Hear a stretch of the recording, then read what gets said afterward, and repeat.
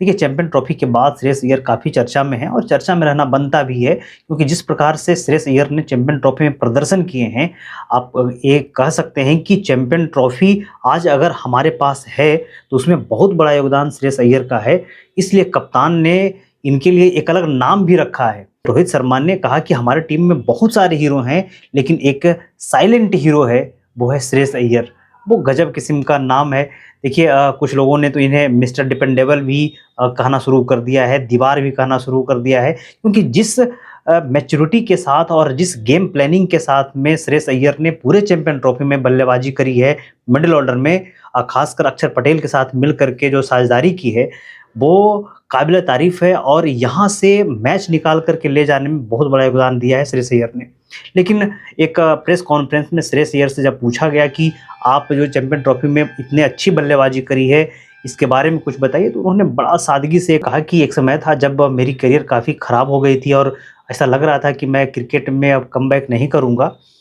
उस समय किसी ने मुझे फ़ोन तक नहीं किया, मुझे लग रहा था कि मैं क्रिकेट में वापसी नहीं करूँगा। तो मुझे रियलाइज़ हुआ कि मिले दे करके मेरे पास एक ही तो गेम है, वो है क्रिकेट, और इसको भी अगर मैं नहीं सँभाल पाऊँगा तो फिर मैं करूँगा क्या?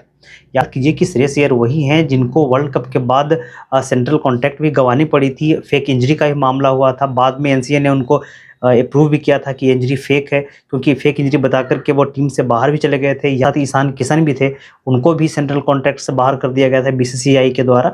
लेकिन उसके बाद जो इनका कमबैक हुआ 2024 में आईपीएल में, केकेआर के कप्तान बने और आईपीएल में उन्होंने केकेआर को जिताया भी गौतम गंभीर के साथ में मिल करके। वहाँ से इनकी करियर बदली और आज आप देखेंगे कि श्रेयस अय्यर का नाम इतना बड़ा हो गया है। फिर आप देखें कि इंग्लैंड के साथ में जो बायलैटरल सीरीज़ था ओडीआई का, उसमें इनका सिलेक्शन हुआ और वहाँ भी इनको खेलना तय नहीं माना जा रहा था। वो तो अलग बात है कि विराट कोहली इंजर्ड हुए और इंजरी के कारण श्रेयस अय्यर को खेलना पड़ा और उस मैच में उन्होंने जो अर्धशतक लगाए और उसके बाद जो है इंडिया मैच वो जीती। उन्होंने प्रेस कॉन्फ्रेंस में कहा भी था कि मुझे तो खेलना भी नहीं था, वो तो विराट कोहली इंजर्ड हुए। उसके बाद मुझे शाम में फ़ोन कप्तान का गया और कप्तान ने कहा कि कल तुम्हें खेलना है, तो मैं खेला भी।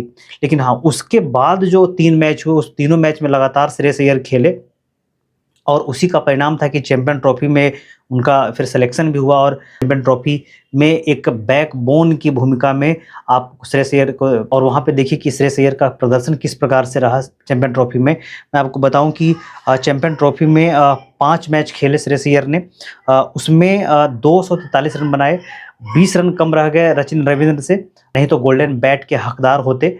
लेकिन रचिन रविंद्र भी कम अच्छा नहीं खेला, बंदे ने 2 सेंचुरी लगाई, तो रचिन रविंद्र भी अच्छा खेला।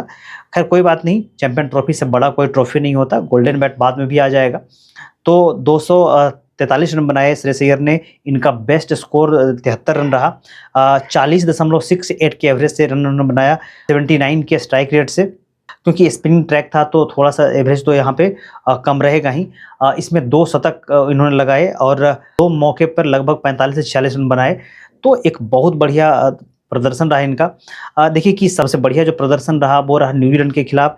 न्यूजीलैंड के खिलाफ उन्होंने 48 रन बनाया फाइनल में, और ऑस्ट्रेलिया के खिलाफ सेमीफाइनल में इन्होंने 45 रन की पारी खेली। एक बड़ा अच्छा प्रदर्शन है। पाकिस्तान के साथ इन्होंने 56 रन बनाए थे और बांग्लादेश के साथ इन्होंने 50 रन की पारी खेली थी।